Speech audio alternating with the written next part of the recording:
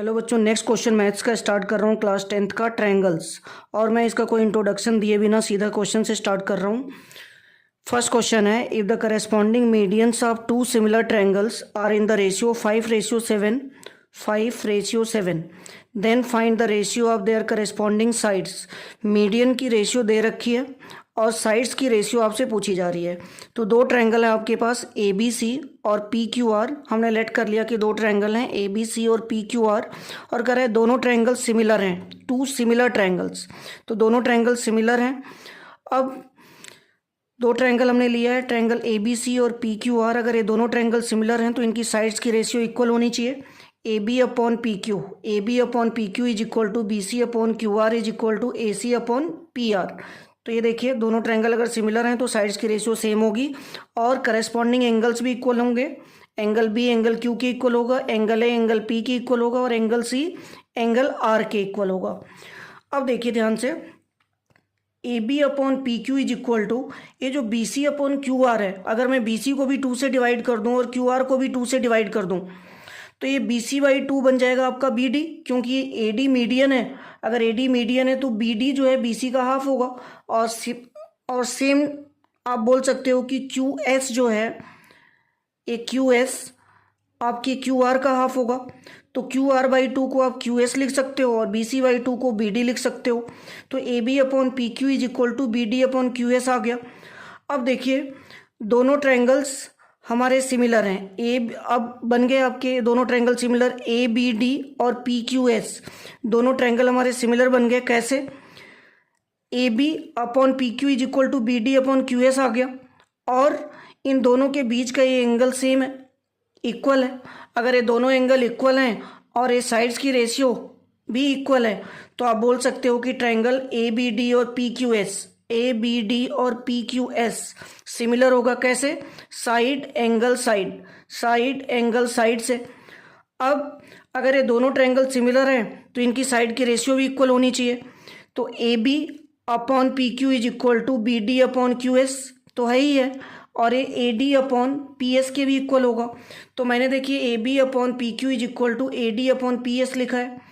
अब AB/PQ is equal to AD/PS और AD/PS आपको गिवन है 5/7 तो इसका मतलब AB/PQ भी 5/7 आ गया। अब AB/PQ अगर 5/7 आ गया, इट मीन्स आप क्या बोल सकते हो कि जो साइड्स की रेशियो होगी दैट इज 5/7। साइड्स की रेशियो 5/7 बनेगी। नेक्स्ट क्वेश्चन पे चलते हैं।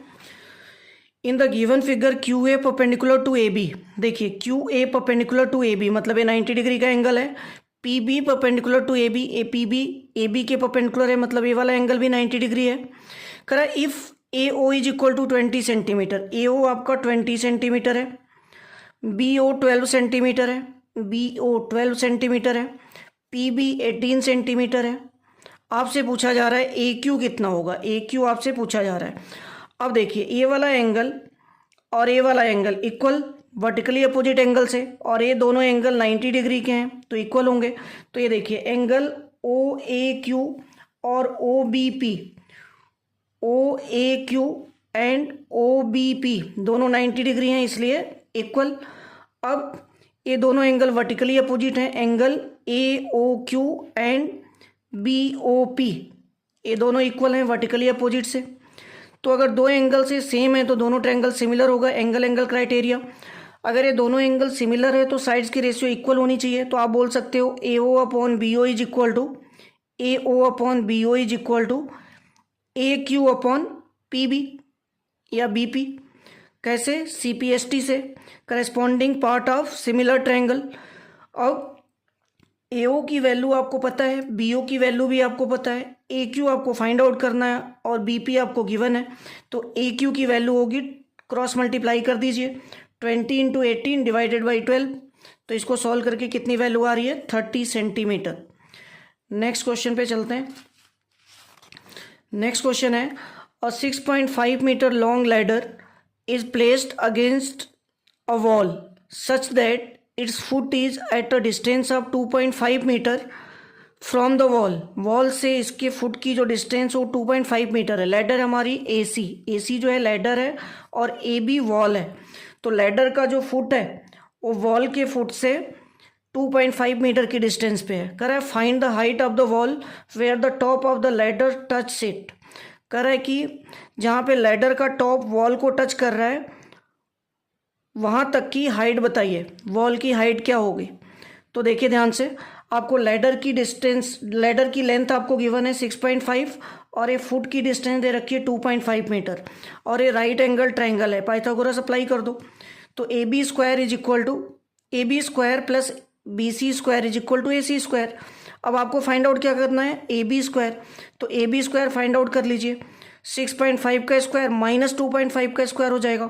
6.5 को अगर मैं 13/2 लिख दूं और 2.5 को अगर 5/2 लिख दूं तो ये 13 का स्क्वायर 169/2 का स्क्वायर 4, 5 का स्क्वायर 25/2 का स्क्वायर 4, माइनस कर दीजिए 144 4/4 that is AB square. AB की वैल्यू क्या होगी 12/2, इसका रूट लोगे तो 12/2 आएगा that is 6 centimetre. Next question है, एक देखिए डायग्राम आपको गिवन है, एक ट्रायंगल गिवन है, कौन सा PQR एक ट्रायंगल गिवन है। इसमें जो PR और RQ साइड हैं, PR एंड RQ, इस पे दो पॉइंट्स हैं S एंड T। और इसमें क्या बोल रहा है, एंगल P जो है एंगल RTS के इक्वल है। एंगल P एंगल RTS के इक्वल है, मीन्स इस वाले एंगल के इक्वल है। कह रहा है show that RPQ and RTS are similar. RPQ and RTS are similar. तो सिंपल क्वेश्चन है, ये एंगल अगर x है तो ये वाला एंगल भी x होगा और ये दोनों ट्रायंगल में, इस छोटे ट्रायंगल और इस बड़े ट्रायंगल में ये वाला एंगल कॉमन है। तो देखिए ध्यान से, एंगल RTS और QPR, RTS एंड QPR ये दोनों इक्वल हैं, गिवन है, और एंगल R दोनों में कॉमन है, इसलिए एंगल क्राइटेरिया से दोनों ट्रायंगल सिमिलर हो जाएंगे। तो इस तरह से triangle RPQ and RTS similar होगा। तो यही हमें प्रूव करना था। नेक्स्ट क्वेश्चन पे चलते हैं। In the given figure MN parallel to AB। कह रहा है कि AB और MN पैरेलल हैं। BC 7.5 सेंटीमीटर है। BC आपका 7.5 सेंटीमीटर है, ये पूरी लेंथ 7.5 सेंटीमीटर है। AM 4 सेंटीमीटर है, ये है आपका 4 सेंटीमीटर। MC 2 सेंटीमीटर है, ये 2 सेंटीमीटर की लेंथ है। कह रहा है find the length of BN। आपको क्या फाइंड आउट करना है, BN, ये लेंथ आपको फाइंड आउट करनी है। तो देखिए, अगर ये दोनों साइड्स पैरेलल हैं, ये दोनों लेंथ अगर पैरेलल हैं AB और MN, तो आप बोल सकते हो MC upon AC is equal to NC upon BC। अगर ये दोनों साइड पैरेलल हैं तो छोटा ट्रायंगल और बड़ा ट्रायंगल सिमिलर होगा, तो इनकी साइड्स की रेशियो भी इक्वल होगी। तो MC upon AC is equal to NC upon BC, यही मैंने लिखा है। बेसिक प्रोपोर्शनैलिटी थ्योरम लगा दिया, BPT। अब MC की वैल्यू क्या है, 2 सेंटीमीटर पुट कर दिया और AC को ब्रेक कर दिया, AM प्लस MC। तो AM की वैल्यू 4 और MC की वैल्यू 2 पुट कर दी, और NC हमें नहीं पता और BC की वैल्यू गिवन है 7.5 सेंटीमीटर। तो ये आ गया 2/6 is equal to NC upon 7.5। अब NC की वैल्यू फाइंड आउट कर लो, 7.5 इधर ले जाके क्रॉस मल्टीप्लाई कर दीजिए, तो ये बन गया 2 इंटू 7.5 डिवाइडेड बाई 6। 2 से कट करोगे 3 आएगा, 7.5 divided by 3 that is 2.5 centimetre. अब आपको क्या फाइंड आउट करना है, आपको फाइंड आउट करना है BN। अगर आपको NC पता चल गया और BC भी पता है तो BC से NC को माइनस कर दोगे तो BN आ जाएगा। तो 7.5 माइनस 2.5 कितना आ गया, 5 सेंटीमीटर। नेक्स्ट क्वेश्चन है, in the given figure in triangle ABC DE parallel to BC। कह रहा है कि ये वाली लाइन और ये वाली लाइन पैरेलल है, so that AD is equal to 4x minus 3। AD आपको गिवन है 4x माइनस 3 सेंटीमीटर। AE आपको गिवन है 8x minus 7, 8x minus 7 centimetre. BD आपको गिवन है 3x माइनस 1, BD आपको गिवन है 3x माइनस 1 सेंटीमीटर। और CE आपको गिवन है 5x minus 3, 5x minus 3 centimetre. Find the value of x। X आपको फाइंड आउट करना है। तो हमें पता है कि अगर ये दोनों लाइंस पैरेलल हैं, डी और बी सी अगर पैरेलल हैं तो आप बोल सकते हो A D upon B D is equal to A E upon E C. ये हमने रिजल्ट प्रूव किया हुआ है ऑलरेडी, एनसीईआरटी में है। अब ए डी की वैल्यू, बी डी की वैल्यू, ए ई की वैल्यू और ई सी की वैल्यू अगर हम यहाँ पे पुट करके क्रॉस मल्टीप्लाई कर दें तो ये कुछ ऐसा बनेगा। अब दोनों ब्रैकेट मल्टीप्लाई कर दीजिए, 4x into 5x 20x square, 4x into -3 -12x, -3 into 5x -15x, -3 into -3 +9।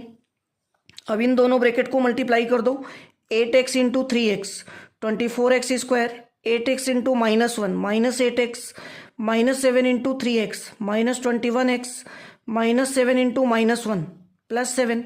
अब सारी टर्म्स एक तरफ ले जा करके इसको इक्वेशन के फॉर्म में बनाइए, दिस इज इक्वल टू 0।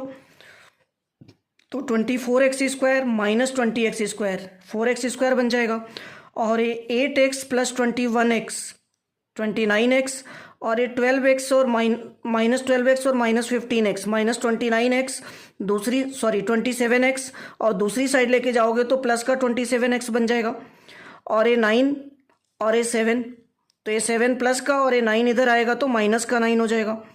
अब इसको सॉल्व कर देते हैं, 24 माइनस 20 4x स्क्वायर बन गया है, माइनस का 29 प्लस का 27 कितना बन जाएगा, माइनस का 2x, और 7 minus 9 -2, this is equal to 0।